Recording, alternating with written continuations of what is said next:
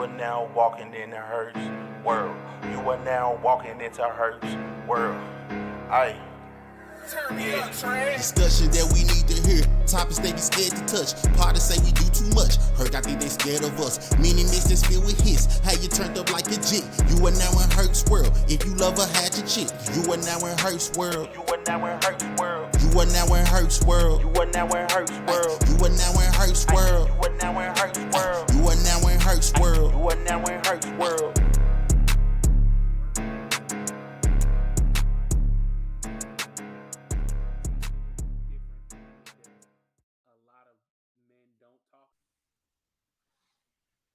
And y'all know how we do.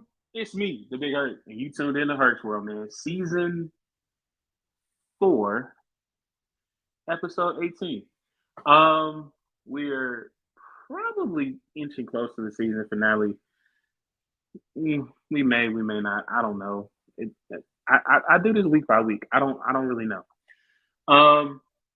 But as always, thank y'all so much for tuning in to Hercs World. I just want to thank my guest from last week, Nix the Goddess, for coming through, kicking it with me, giving us an update on her career, what she has going on, what she has coming up. If she is in your city or town, make sure that you go see her because she is a certified ass kicker. So, this week we're going to do kind of like I don't even want to call it like a update show. It's more like a, hey, we're just checking in. Last year we did a show that highlighted a couple that is kicking MS's ass, and ever since that show, I feel like I've learned a lot more. I've seen a lot more people have come out and saying, "Hey, I'm dealing with the same issue, dealing with the same thing," and I've been trying to find a way or time to kind of bring more people on and talk about their different experiences, and of course, check in on Mr and Mrs Wright. So that's what we're doing this week. We're gonna go to break. We'll be right back with more Hercs World. Let's just say we're gonna have some fun this week. So stay tuned. Welcome back to Hercs World. I am your girlfriend's favorite podcast host, Big Hurt. If she says I'm not, I'm gonna get Nix to beat her ass. Without further ado, man, I'm going to shut up and I'm going to let my guests introduce themselves, and we're going to get straight into it. So y'all come off mute, tell the people who you are, and we'll get straight into the conversation. Thank you, Marvin. Well, I'm Ken Wright. And I'm Nicole Wright. And we have MS. Yeah. My name is Rachel Anderson, and I've had MS since September 21st, 2016.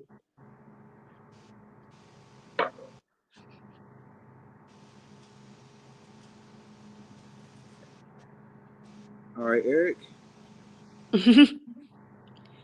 He's still on mute. That's all right. Oh, okay. My name is Erik Ramsey. I've had MS since 2017. I've had a long issue of what is going on, and that's what made me look into it.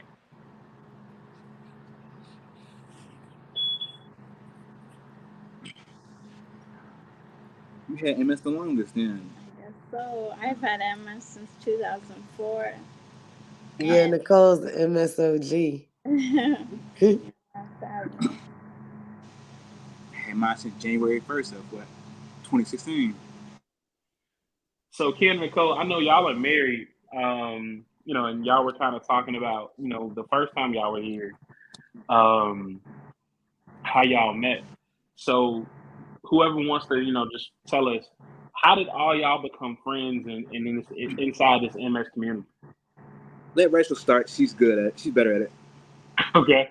Well, we're all part of Facebook's groups like MS Warriors, and we decided to reach out to each other to share our experiences and support each other because having MS is a horrible journey. I've lost the feeling from my neck down, and I haven't been able to move for 3 months, and having to wake up and not know what part of your body's going to start working is very scary. And another thing is, some of us suffer from a lot of pain. I know Nicole and Erik and I and Kenny, all of us really suffer from pain, and it's invisible pain. So doctors and people that don't have multiple sclerosis don't understand how painful it is for us every day. Yeah. So you said you were without movement for 3 months. How was it? Like, did it just kind of happen gradually, or did you just wake up and you couldn't move one day? I woke up and I couldn't move, and thank God somebody was in the house because I couldn't even move my hands to call 911. Like Wow. it was bad, and I still can't feel my body. The only thing on my body that feels normal is my face. So when I have a type of multiple sclerosis called relapse remitting, and we can have relapses but come back to normal, but it's not all the way normal. My body feels like it fell asleep, like when you hit your funny bone and you have that tingly feeling. Mm-hmm. But that's how my body feels every day, all day, 24/7. But some days are more intense than others. Okay. So Eric, But what type of? my I'm sorry, medicine, bro. my treatment is working. Okay. It's So working Eric, for me. So it's been Eric, really bad, but like I thank God every day that it's not what it was. amen. And we love Now, to say we have our good days and we have our bad days. okay. But our bad days really make us appreciate the good days that we have. Right. So Eric, what type of MS do you have? Because I know Miss Rachel said she has a different form. So what type of MS do you have? The MS that I have is primary progressive multiple sclerosis. Okay. And how does that affect your body movements, or how does that affect you? How it affects me is that um, if I go ahead and walk for a long distance or more than a half a mile, then my body starts to weed out from walking. It stops me from walking. It makes it harder for me to walk as much as I want to keep going. It does slows me down completely. I cannot go ahead and keep on walking, and then all of a sudden, um, when I when it comes to affect me, I go ahead and no longer go ahead and walk. It's like having something stuck in your leg and it's holding you back. Okay. So Ken, what type of MS do you have? And Miss Nicole, just refresh us what type of MS you have too. I have relapsing remitting MS. Basically the same thing as Rachel. It's the beginning MS. My doctor wanted to give me progressive MS, but it's like I just keep coming back so quickly. Okay. And sorry, but that's I started off with remitting relapsing MS when I was 16, and in January I was diagnosed with secondary progressive MS that I now have. So is the secondary MS, like, is it not necessarily? Well, I feel like it's all bad, but is it has it gradually just gotten worse, or It just stays with me. Like It's, I'm in a relapse all the time. yes, relapse every day. so when you're in relapse, so when I think of and when most people think of relapse, they figure, okay, they're on some type of um Drug. drug, and then they come back, and then they just go back to like constant. not getting better. So is that what Nicole and Eric have? Yes, basically, kind of. Yeah, I don't know how to. I guess you say, we have. It's like when the MS gets worse, get bad, you feel all the effects of MS. You can't Okay. walk, you can't eat. I mean, you can eat, but food tastes nasty, Or our legs go numb. or you can't hear. Having vision problems. Like I said, I have vertigo with mine. Well, yeah. So Yeah, and we if have ever, walking problems. Yeah. And it Can't. feels like you're drunk, but you're not drunk. That's You why, look like, if we ever drunk. get pulled over, we have to let people know that we have multiple sclerosis and you can't walk in a straight That's why line. we look like drunks when we walk. Yeah, because it's a side effect called vertigo. Yeah. And a lot of people with MS suffer from vertigo. I do. One time I went to the gas station and the clerk said, I hope you're not driving. And I'm like, I'm not drunk. I have MS. Mm-mm. well, no, and so me and Ken go back um, at least 10 years, and I remember Yeah, 2011.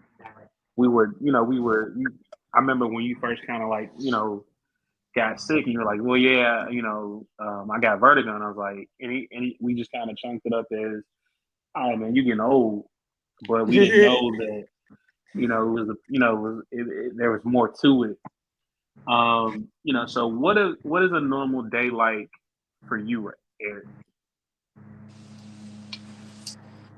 A normal day Uh, for me is getting up and first taking my medicine. okay. When you have multiple sclerosis, you got to take, I don't know one person that has multiple sclerosis and they don't have to take medicine every day. Okay. So it's like a job. You have to get up, you have to take your medicine. And also, it's not fun. Like a lot of people say, "Oh, you're on disability. You can't go to work." And it's like most of my job is going to physical therapy appointments, going to the doctor all the time. You don't have time to work and you don't know if you're going to wake up feeling like awful. There's no way to calculate how you're going to feel the next day. So, like, I haven't worked in 7 years because I don't know how to work anymore. Like, I would have to call in, or it's like you you never know how you're gonna feel. Yeah. So, so so Eric, what's a typical day like for you? A typical day for me is I'll go ahead and Rachel said, I'll go ahead and take my medications. I'll sit down and relax and try to wind down and try to realize that, hey, I'm up now. So I gotta go ahead and come into the realization of what I need to do or what I should do. And a lot of times I cannot go ahead and do what I want to do because I'm being held back from my symptoms itself. Is that I'll go ahead and I'll, like, for instance, I'll go ahead and take a shower, and by the time I'm done taking a shower, my body is exhausted. I cannot go ahead and walk around the house itself because my body itself is staggering. It's like I'm drinking alcohol and I'm having symptoms from it, and I'm like, wait a second, I have not even had not even one drip of alcohol. Why am I acting this way? And I'm like, okay, I was lost for words. It's like it's like what made me notice what was going on with me. I was walking up a bridge, and then I was walking more towards the right than I was anything else. I was like, okay, what's going on? So I went to the ER, and when I went to the ER, that's when they had told me that I have multiple sclerosis. And I was like, wait, nobody in my family has that. And they was like, well, it's not something that is hereditary, but it is something that comes about in it skips generation and it goes to the next. And when I went ahead and went to my primary doctor and to go ahead and get that diagnosis from her, and she was like, "Oh, you don't have it." I'm like, "Okay, you're gonna go ahead and tell me I don't have it, and not even go ahead and do any tests or whatever." She's like, "You don't have it." I'm like, "Okay." So the next year, I went ahead and went to the ER for the same thing, and the ER in New Bern said, "Okay, we're gonna get to the bottom of it." And they went ahead and did the CAT scans, the MRIs, the spinal taps, and they confirmed it that yes, I do have it. So when you were first diagnosed, what what was it like for y'all to hear, or like, because I hear a lot of people say, well, I felt like something was wrong, but my doctor didn't or wouldn't listen to me. So what was that like? What was that fight for you? Like, hey, like I need you to listen to what I'm saying and take heed to what I'm trying to explain to you with the different, pain and dizziness and everything that you're going through. And whoever wants to go can go ahead. For me, it was kind of frustrating to go ahead and listen to your doctor who has a degree in her being a doctor, where she or he is supposed to go ahead and nurture you, and that doctor is not listening to you, and you got to go ahead and pretty much break down the walls for her or him to go ahead and listen to you, and you got to go ahead and fight just for that. And for me to go ahead and fight for them to listen to me, I would go ahead and just say, hey, listen, I'm just gonna go ahead and back down. That's what you want, I'm gonna give it to you.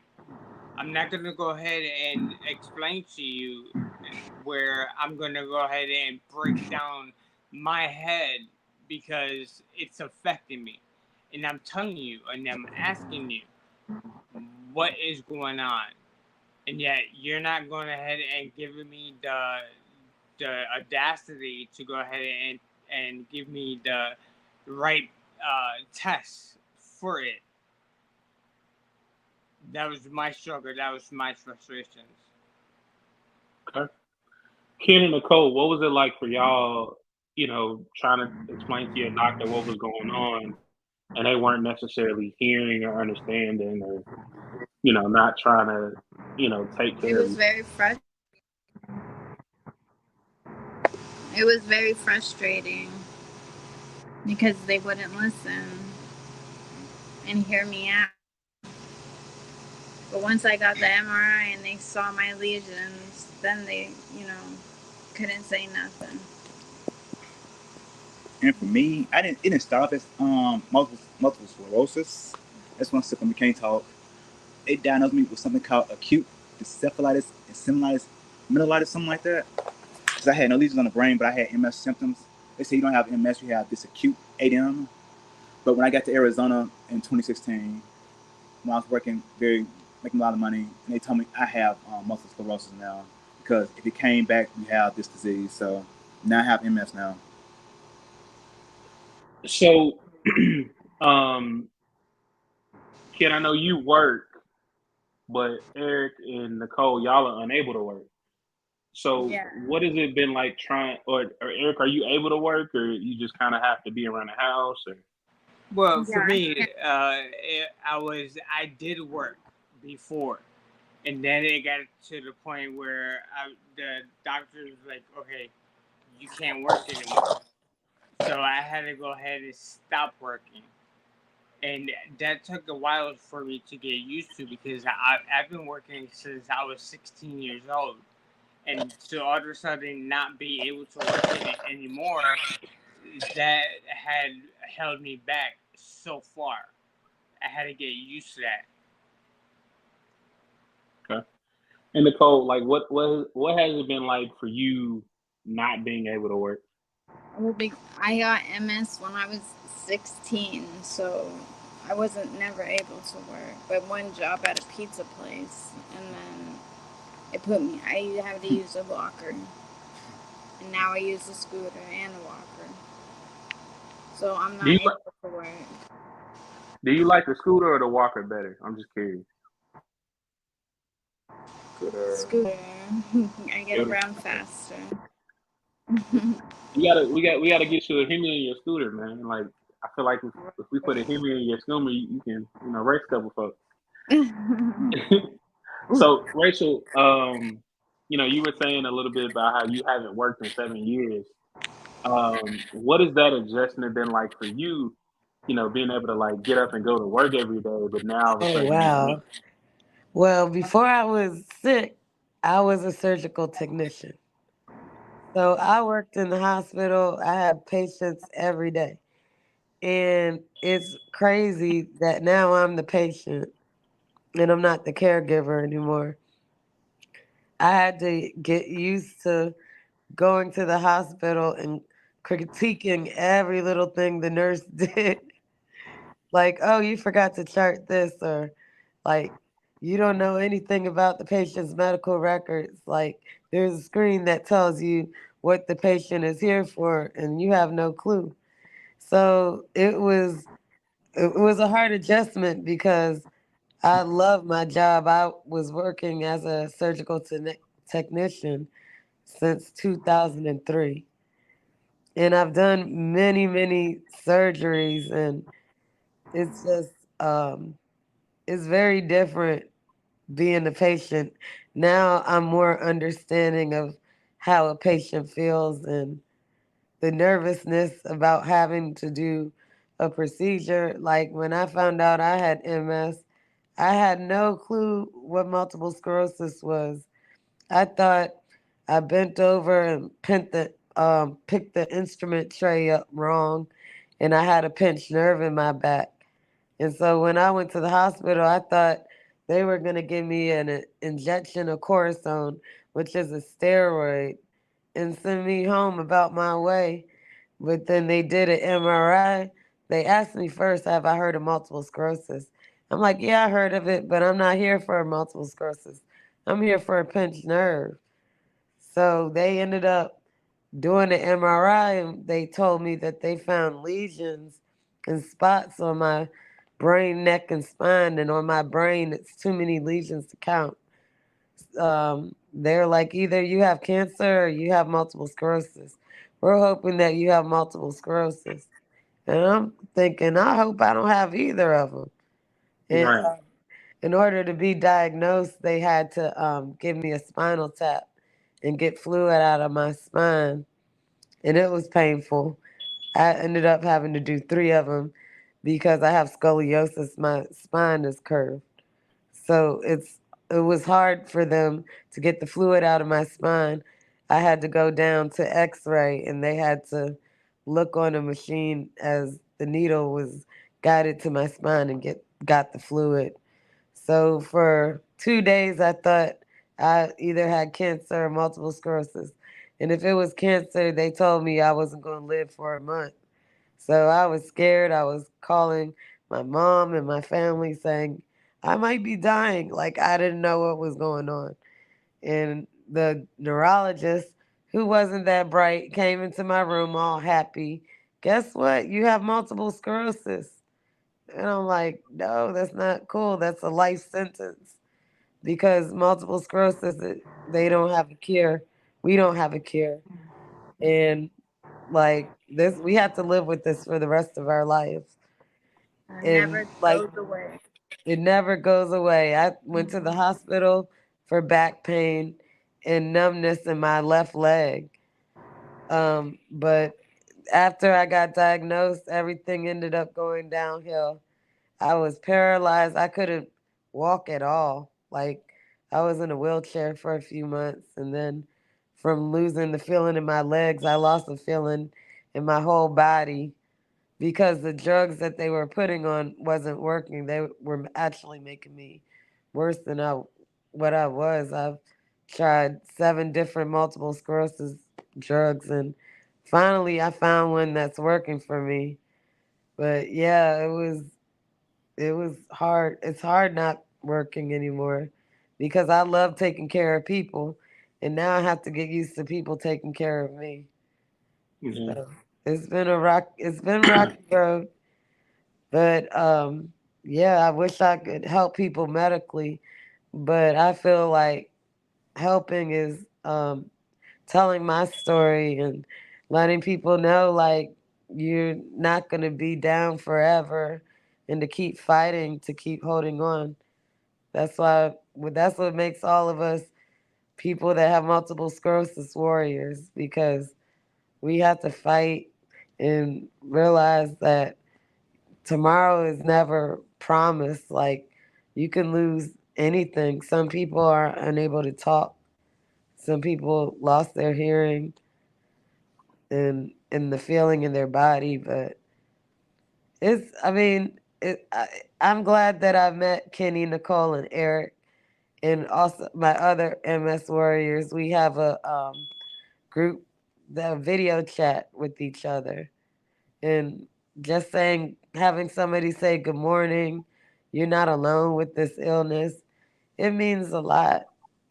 It means a lot because Well, I'm glad. you get depressed.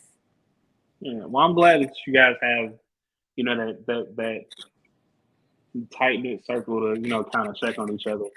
We're gonna go to break. You're listening to more Hercs World. Stay tuned.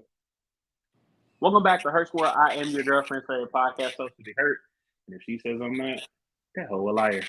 So today we're talking MS, man. We have Kenny and Nicole Wright. We also have Miss Rachel and Mr. Erik here, and they're just talking about their daily battle with MS. So what was it like, or give us some of the symptoms that you experienced. I know Erik talked a little bit about his balance being off. Ken, you talked about your vertigo. Miss Rachel, you talked about you felt like you had a pinched nerve. So what are some of the other things that y'all experienced to kind of figure out, okay, I have MS? Well, go ahead, girl. I'd say fatigue. I'm exhausted all the time, Yes. tired 24/7, and it's crummy. And I walk with a limp now, but you can't see it because I always be running and stuff and climbing mountains and stuff. I'm crazy. You mean you walk with a gangster limp, or you just like I got a limp for real? It's like a 'Cause I, slight. okay, it's nothing wrong with a gangster limp, What about you, Erik? You're on mute.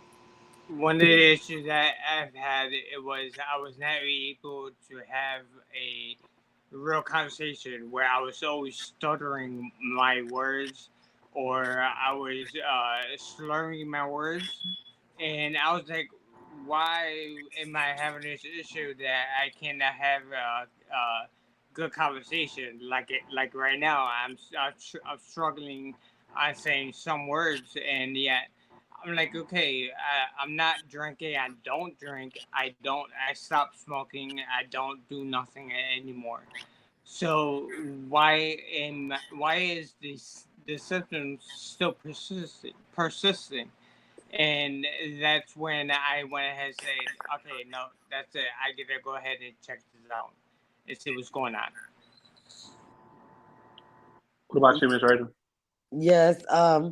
Another crazy symptom I have is, I like Eric and Kenny and Nicole were saying, vertigo. I used to love to ride a bicycle, but I can't even ride a bike now because my Can't either. balance, yeah, our balance is off. And also like I can't stand up and close my eyes because if I do that I'm gonna fall. Hmm. Yeah, I can't stand on one leg.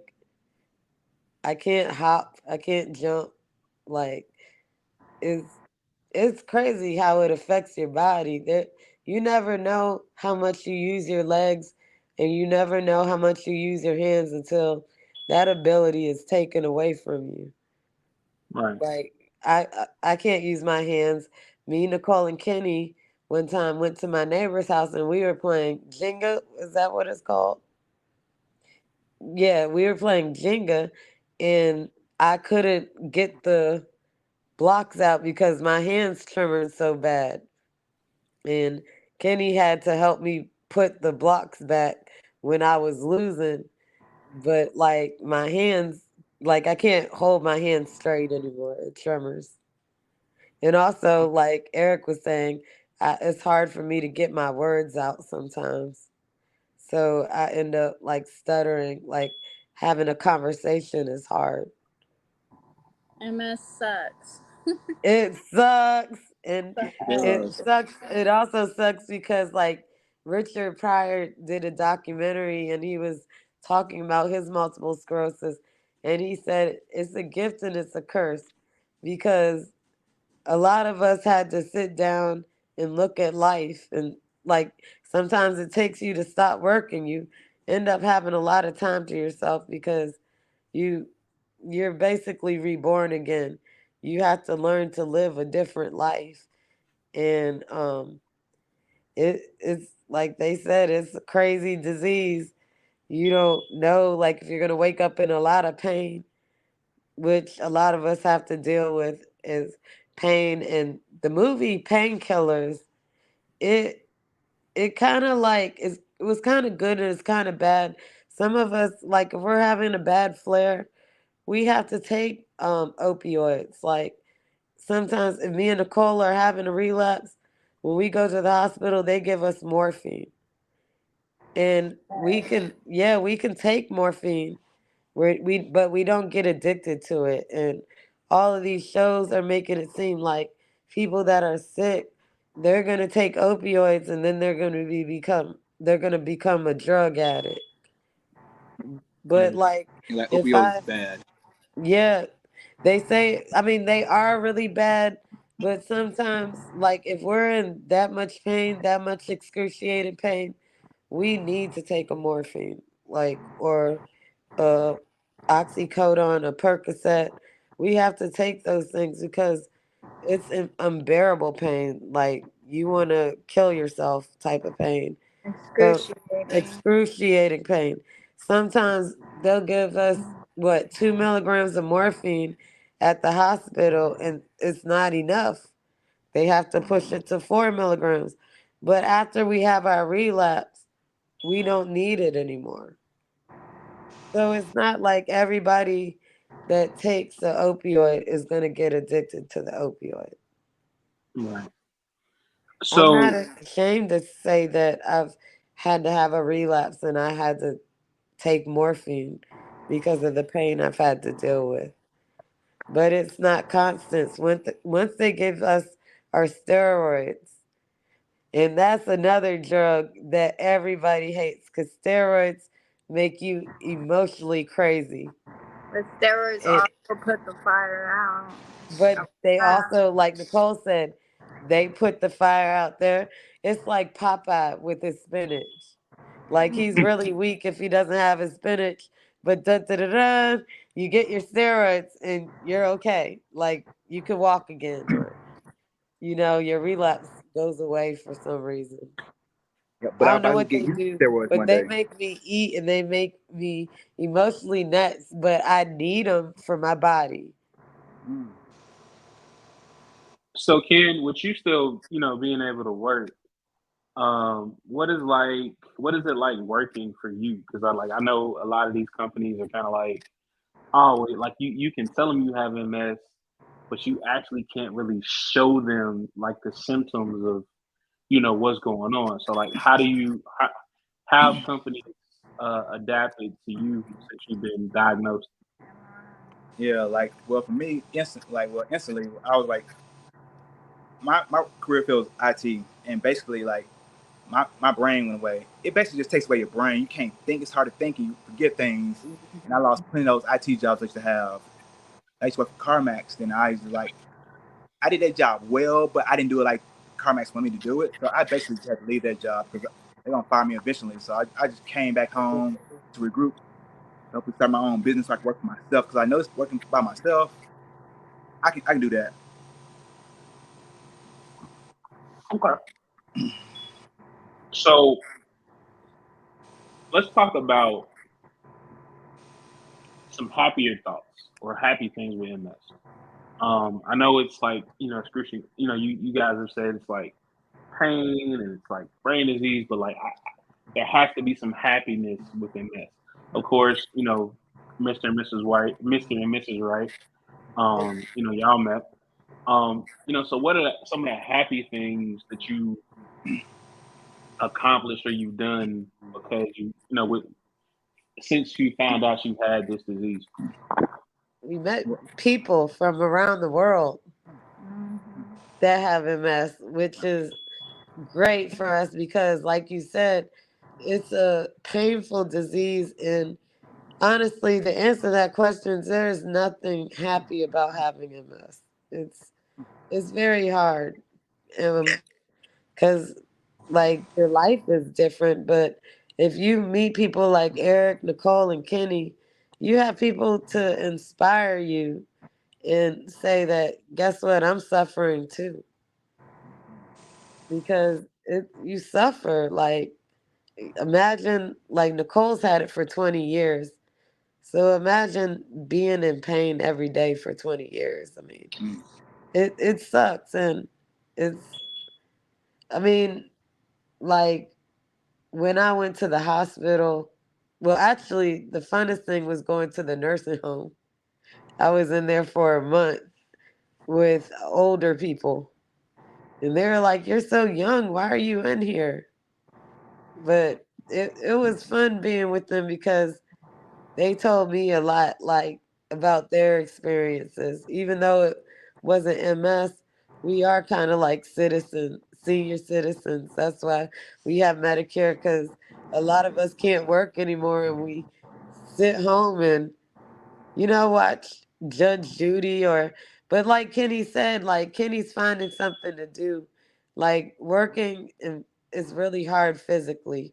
So like he said, he wants to open up his own company so he won't have to worry about being on anybody else's time because you got to show up for work.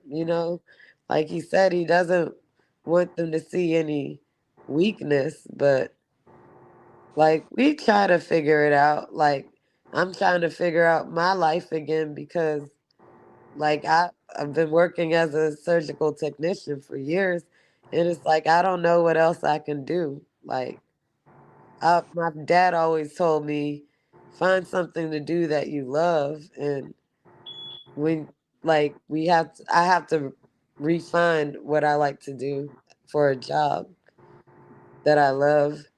And like Kenny, it's a blessing for him to be able to find somewhere to work and interact with a lot of people.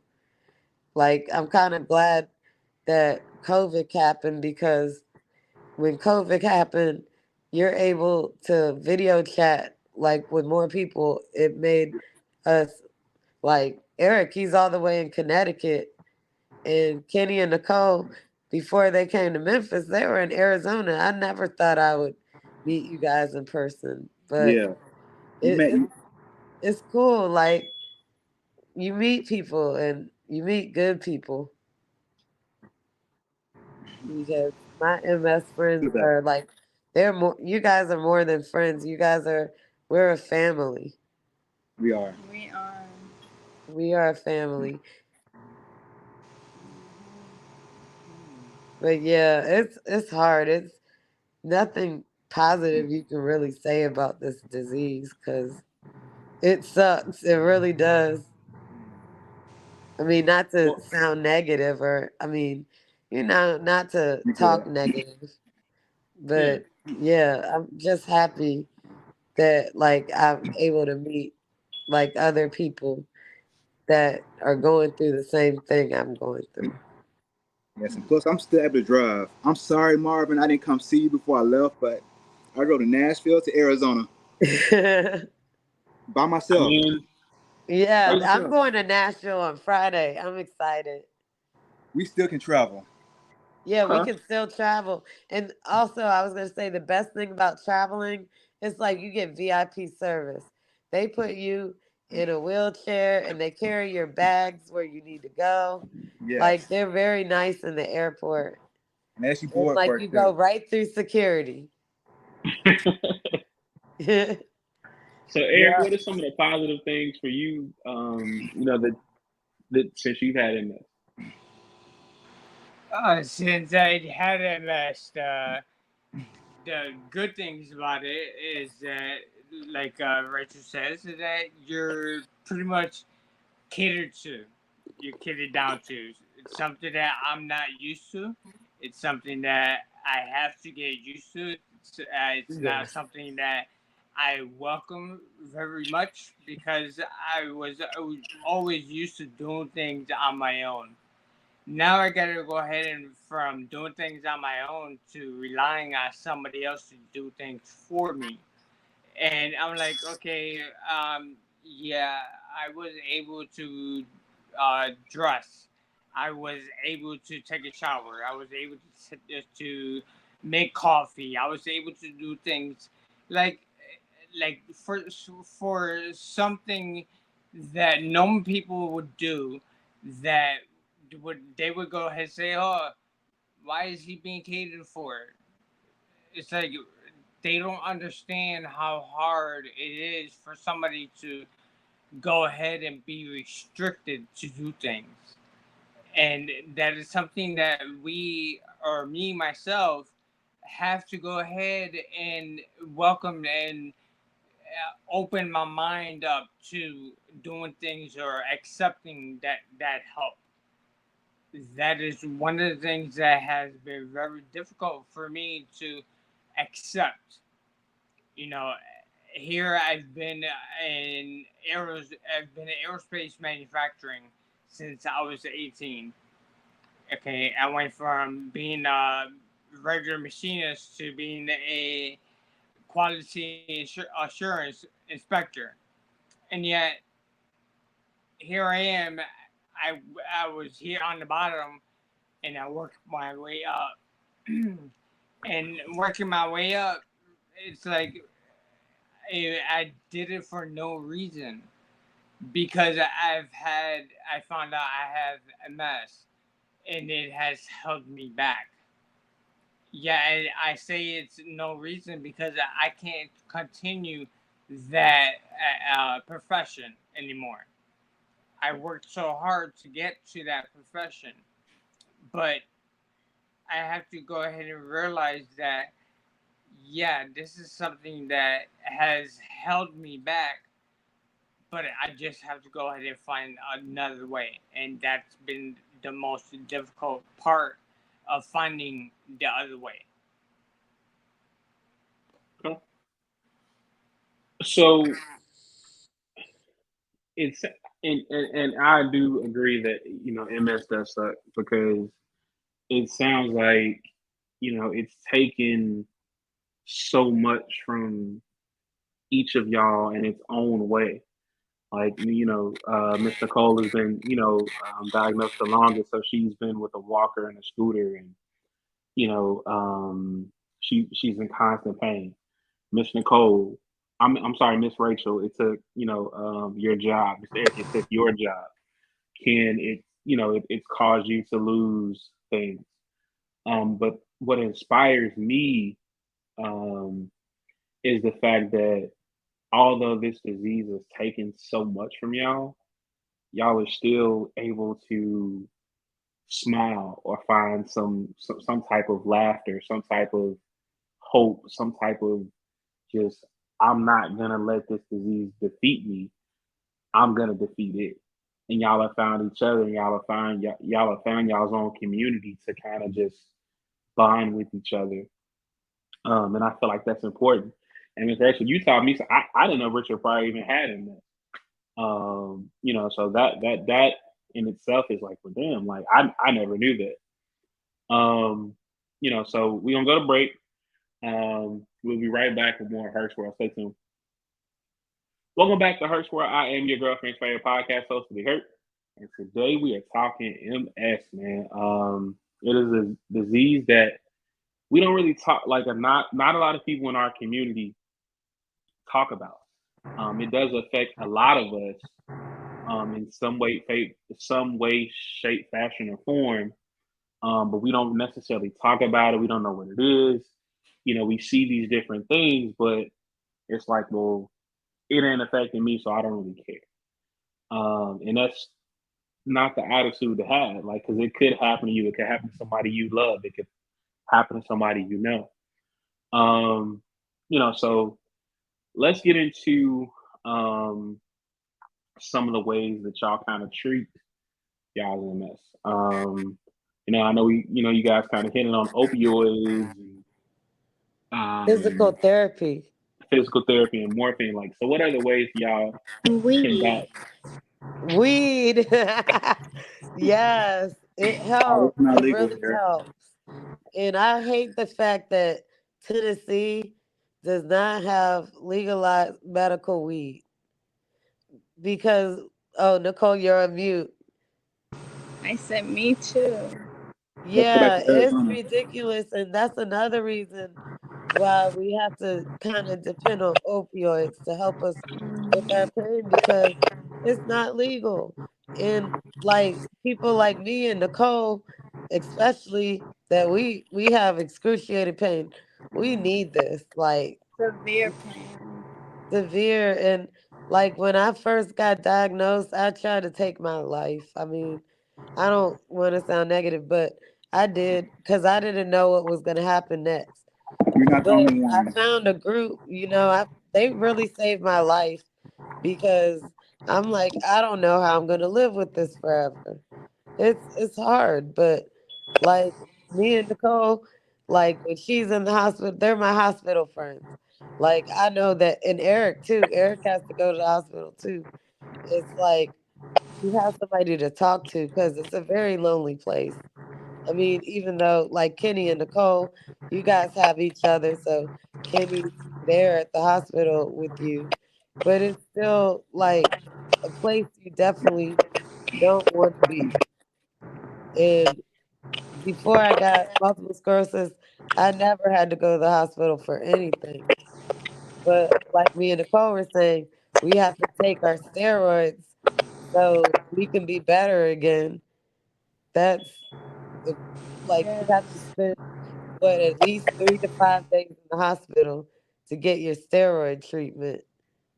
And yeah, we understand why we have to go to the hospital all the time because it's not because we're about to die or anything, but it's mainly because we have to receive treatment and they can't give us steroids like IV steroid at our house.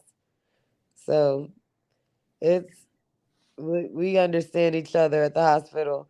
We understand that they put an alarm on our bed and the nurses don't want to come and help you go to the bathroom one time, like, oh, so I'll tell Nicole, hey, get up anyway. So she's gonna have to come in the room. The alarm, Make the them bed is going come off. because they don't pay Yeah, no attention to us. yeah, they don't. Like they treat us like, oh, they're faking because you can't see the physical pain. You can't see it. It's invisible. So it's I also have an illness called fibromyalgia, which is when your nerves are being attacked. So that's also Mm-mm. painful. Yeah, and it's invisible, so people can't really tell when you're in pain. But like having multiple sclerosis, like I can tell Kenny's in pain by the way he walks because I it walk like how he walks when I'm in pain. So you start to understand people more. Like it also makes you like sympathetic towards somebody like if Nicole or anybody said they're in pain, I understand like it sucks. Like that's all we could really say about MS. It sucks so bad. but it makes you stronger. Like, you can fight this. Or like, like maybe I can't walk, but there's another way I can do dishes. Like Nicole, she came over my house one day and she's in a walker and she helped me do my dishes because she understands that my hands don't work the way everybody else's hands work. So you have to learn how to do things again, like communicate, talk, or if I can't talk, I know I can text. Like you have to think outside of the box. Most deaf. So Eric, like what type of treatment or things do you do to kind of help subdue the pain? What has helped me dramatically is that I was able to go ahead and take physical therapy, occupational therapy, and speech therapy from Yukon Hospital, and they have they have helped me out dramatically because they have helped me through the path of what I should take and what I need to take and what can help me, and that's that's what has helped me with the situation as well as my neurologist. My neurologist has helped me out to better understand the symptoms itself on what I can expect and what is going to happen. And I'm like, okay, no, that hasn't happened yet. So therefore, I'm like, oh, damn, when is that gonna happen? So it was it was a waiting game, but it was in the understanding of what it is to expect. So I Mhm. knew what how to handle it. I didn't go ahead and just say, okay, well, okay, this has helped me where I can go ahead and walk. So they went ahead and they had prescribed me a walker. They had prescribed me a cane. Now I currently have a scooter, and that it has helped me, but I don't rely on it, or I try not to rely on it that much. I know that later on in life I'm going to rely on it because it's something that is going to be holding me back. As of now, right now, I go ahead and I'm going to the gym, so I can go ahead and continue to have a better circumstance, and where I'm not saying poor me. That is one thing that I don't want to have is that poor me, but there's no escaping that. It's going to happen. It is going to happen. It is happening. But hey, it's something that I need to accept. They have. I also have prescriptions that help me out. Is amantadine, baclofen, amazepine, carbamazepine. Oxcarbazepine. Huh? Oxcarbazepine to help with labor cramps. Okay, ox. And then there's glam, glam, glamlessa. You are saying these names, and it just sounds so just I'm on wow. baclofen too. Trust me, it Okay. took a while for me to actually learn how to say these words because to me, they're like, they're, you know how you read the ingredients in a, let's say, in a cereal box, Uh huh. and they have these big words there where you say, I don't know how to say that. I don't even know if I'm saying that right. Right. But it's something that automatically, if you are around it all the time, it comes natural. Yeah, your doctor says it all the time. Yes, Yeah.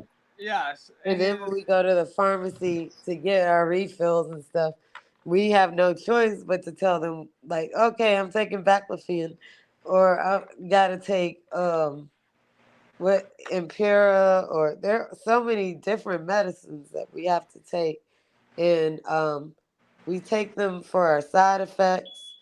Like baclofen is a muscle relaxer, so sometimes with MS, like I get tremors. I'm prescribed baclofen, and it's a big jar of baclofen because we get muscle spasms. Like multiple sclerosis is basically our brain is sending crazy signals to parts of our body, so we're not able to like be normal. And we can't It's sleep. crazy. You Yeah, and gotta take fatigue. quetiapine to knock me out because Uh, I lay in bed for like an hour until I fall asleep. So yeah, yeah, kind of. sometimes you get either insomnia or you sleep all the time because Yeah. it feels like you ran a marathon and you didn't even walk. Yeah, so kind of talk about the different. Um, so without getting too deep into it, um, what y'all kind of hinted on some of the drugs that y'all kind of take. And the things that help. Kind of subdue the pain a little bit because like you said, you're in constant pain. Um, you know, what what treatments have the doctors recommended that actually help y'all? Because I know it's a lot of when Ken and Nicole were here last time, they kind of hinted on like they prescribing this stuff and it ain't working. So what are some of the things that have been prescribed for y'all that have actually worked? Well, my husband and I take oxcarbazepine, and I get mine on Thursday. I can't wait for it. It's the Ocrevus. Ocrevus. Oh yeah. Ocrevus, yeah. And I get mine on Thursday. It keeps us And alive. another crazy thing is the commercials for MS. Oh Like the my commercials for gosh, I Ocrevus, stand the and commercials. they are very Yeah, false. And that's why a lot of people don't understand our illness, because on it's not TV they us. make it seem like everybody's happy. They're able to walk a Yeah, dog. I and can't. they can I have a walk, pit bull. ride a I can't bike. walk. They can ride a Yeah. bike. Oh my Yeah, they're in god. there riding a bike, and like we were saying, we have vertigo, which has to do with their balance. So we both There's feel no like way we can trash. ride a bike. No way. It's crazy. It's crazy that they put on the drugs that we take, like Ocrevus. It's not, so you're never gonna get better, really. Not to sound negative, but you really don't get better. But Ocrevus prevents us from having relapses. Like it's supposed to stop us from developing more lesions. It doesn't help with the flare, but it physically helps with, okay, if you're on this drug, you're not going to get another lesion. But once you get another lesion, like I was on the same drug as Nicole and Kenny, I don't know if you're on Ocrevus too, but when I was on it, I thought it was positive because they were saying my lesions were shrinking, but also they were developing. So they had to take me off of that drug, which I thought was physically working for me, but like on the MRIs, no, it's not working. So then they switch you to different drugs until they see that you're not developing any more lesions. Okay. So let's go here. Um, I'm a little messy and I'm a little petty. Um, it's not my fault. Blame somebody else. Um, Kitty and Nicole, y'all have found love. Erik, Rachel, do y'all have special people in y'all lives that kind of make make it easier to kind of deal with it? Yeah. Do I need to tell folks to slide in your DMs? Like, what we need to do? Well, I'm not single.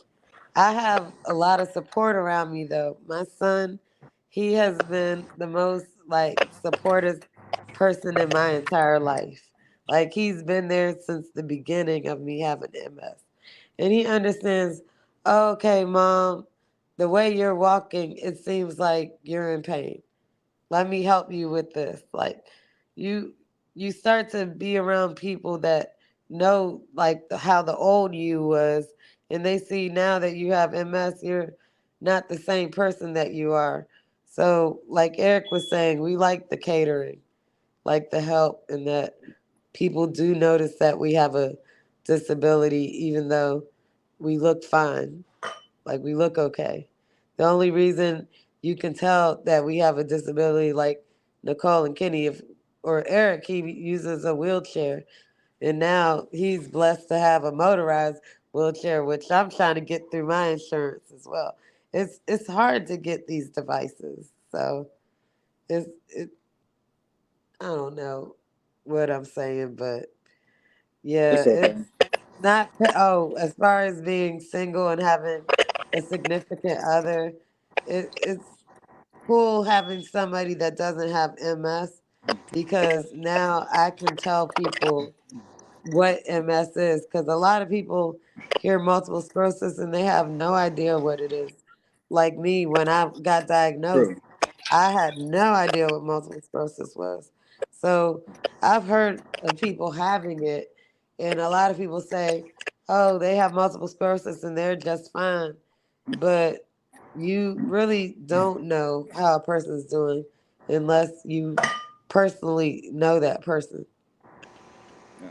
And Rico, Erik, aka Rico Suave, Rico he's the man. Suave. Yes. He's the man. Rico Suave, huh? He's That's the Rico man. Suave. Look at him laughing. I do have a significant other. She's currently right now on mini vacation in Texas. But she has the same thing as I have, MS. She has a number of other symptoms as well. She has spondylosis and a number of other things Oh that yeah. I can't go ahead and say off the top of my head because I'm not used to it. It's something that I don't have because the only thing I have is multiple sclerosis. Yes, my But girlfriend, she has seizures. yeah, So she has symptoms of MS, which we can kind of understand, but she hasn't been diagnosed yet. And I've been on her about going to see a neurologist because another symptom of multiple sclerosis is seizures. Like our friend Eileen, she has seizures a lot. So it it's like it is easier to be with somebody that understands like our symptoms. Like Like Kenny and I, we met already knowing that we had MS before we got married. yeah. Yeah, So, well, I'm I never dated anybody that had MS too. well. I feel like it's a good thing that one that y'all have kind of found somebody that understands. Yeah, Even if they don't have it, they just understand that Yeah, yeah. it's this is a very hard. disease. Like I was before like I found my significant other, I was dating, and a lot of people ran away from it because they were scared. They're like, "I don't know what this is. I don't want to deal with somebody that's in and out the hospital."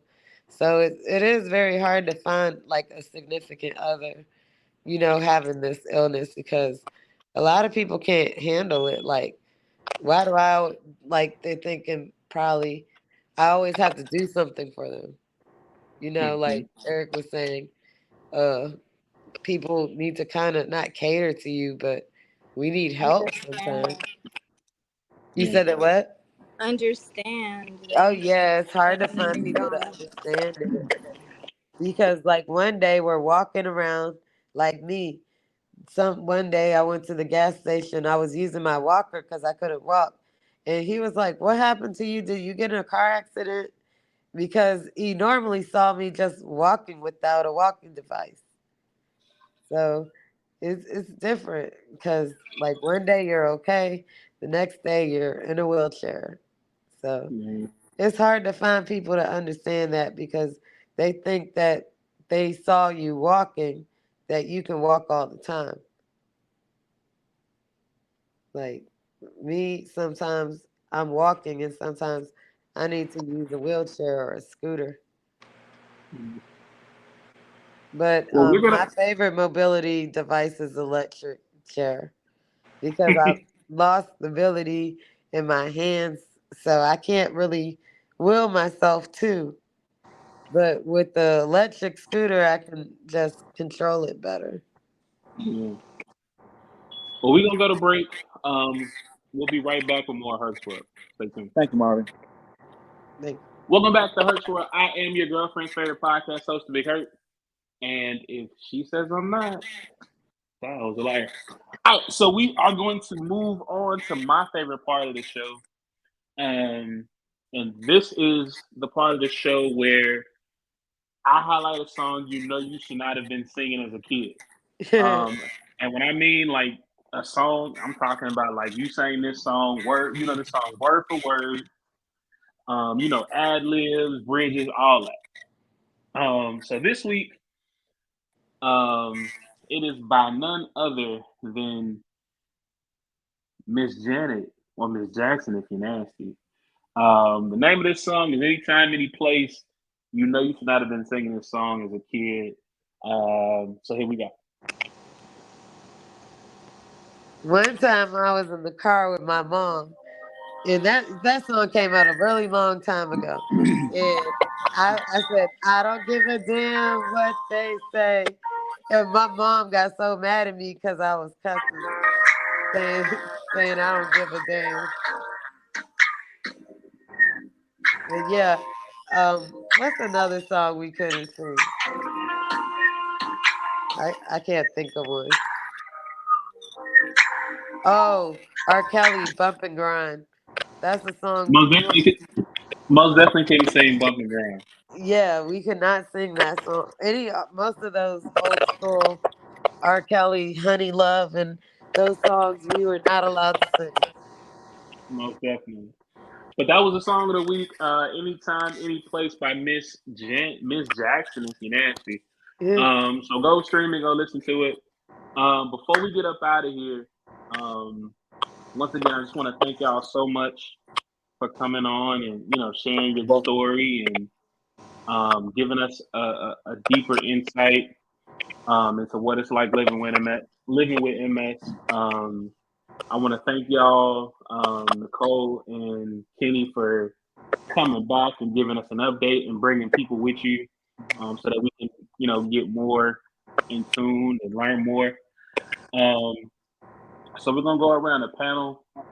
Let the people know where they can find you if you want to be found on social media or anything like that. If there's anything you would like to tell people, and then a quote that you live by. So we'll start with Erik.